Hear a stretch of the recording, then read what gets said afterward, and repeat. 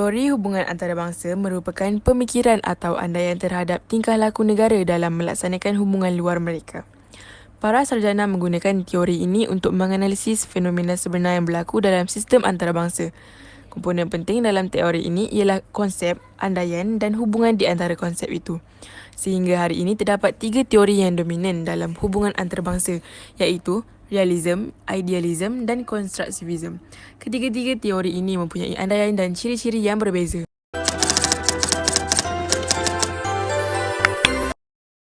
Realism merupakan salah satu teori yang berpengaruh dalam hubungan antarabangsa. Pendapat dan teori realisme ini paling terkenal kerana telah wujud sekian lama. Teori ini dikatakan telah mula digunakan sejak zaman Empire Greek dan Yunani lagi.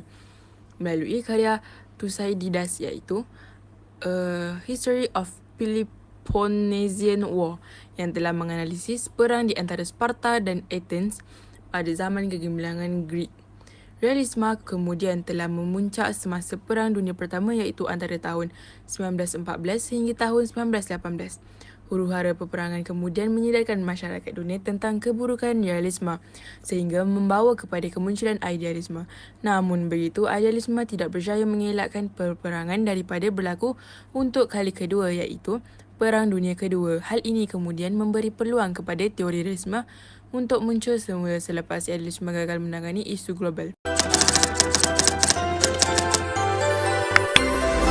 Tokoh-tokoh realism. Realism diasaskan dari pemikiran zaman klasik seperti Thucydides 400 hingga 471 sebelum Masihi, Machiavelli 1429 sehingga 1527 dan Thomas Hobbes 1588 sehingga 1679. Ketiga-tiga tokoh ini menggunakan kuasa sebagai asas yang mendasari pendekatan realism. Tokoh yang pertama iaitu Thucydides. Thucydides disebut sebagai bapa pengajian realism politik. Teks klasiknya masih lagi diajar di Akademi Tentera Lanjutan di seluruh dunia. Karya agungnya adalah History of the Peloponnesian War di mana beliau percaya bahawa kuasa terletak pada negara bandar, iaitu city-state, seperti Athens dan Sparta. Negara yang paling berkuasa akan mencapai kemenangan.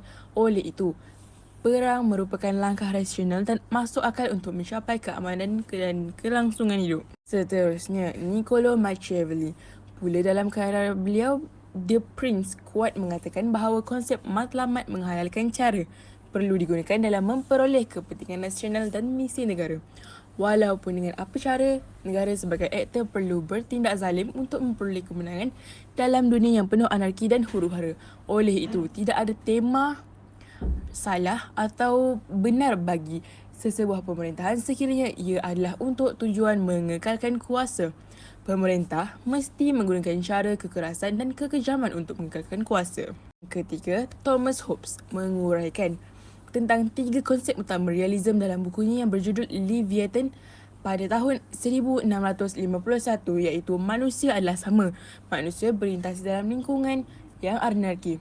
Manusia dipengaruhi oleh persaingan dan kemuliaan yang membawa kepentingan nasional. Yang keempat, iaitu yang terakhir sekali, Hans J. Morgenthau berpendapat bahawa 6 prinsip realism politik mendasari teori iaitu politik berakar dari sifat dasar manusia yang mementingkan diri sendiri.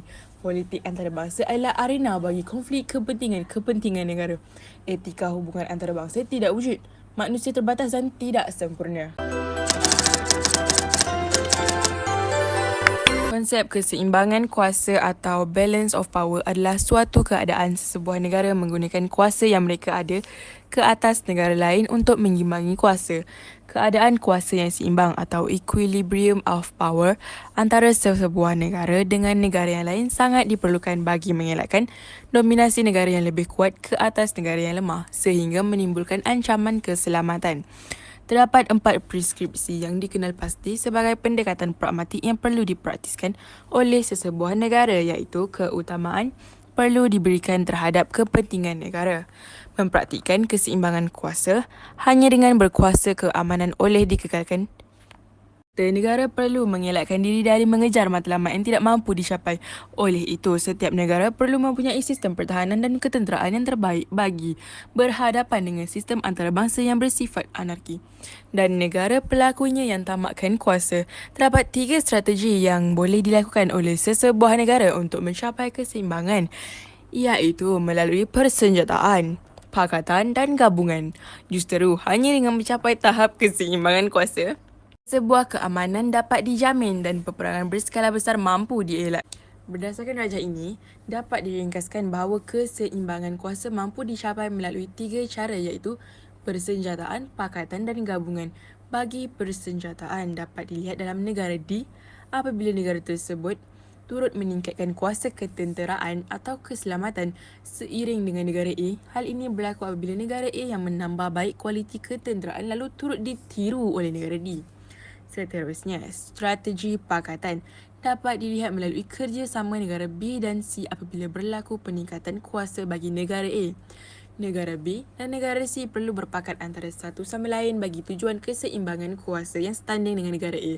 Akhir sekali, strategi gabungan berlaku apabila negara A yang lemah perlu mendapatkan bantuan berbentuk penggabungan dengan negara A bagi memelihara kepentingan negara seperti menjamin keselamatan dari ancaman. Kesimpulannya, keseimbangan kuasa mampu mengelakkan wujud satu kuasa yang dominan dalam perhubungan antarabangsa. Keseimbangan tersebut dapat dicapai menerusi keupayaan pertahanan yang setara atau seimbang antara negara dengan negara yang lain terutama dalam aspek ketenteraan dan keselamatan. Justeru, ketiga-tiga strategi yang telah dihuraikan mampu melahirkan keseimbangan dalam penggunaan agar dunia yang dihuni dapat mencapai kata sepakat dan membentuk keamanan sejagat. Sekian sahaja dari saya. Terima kasih.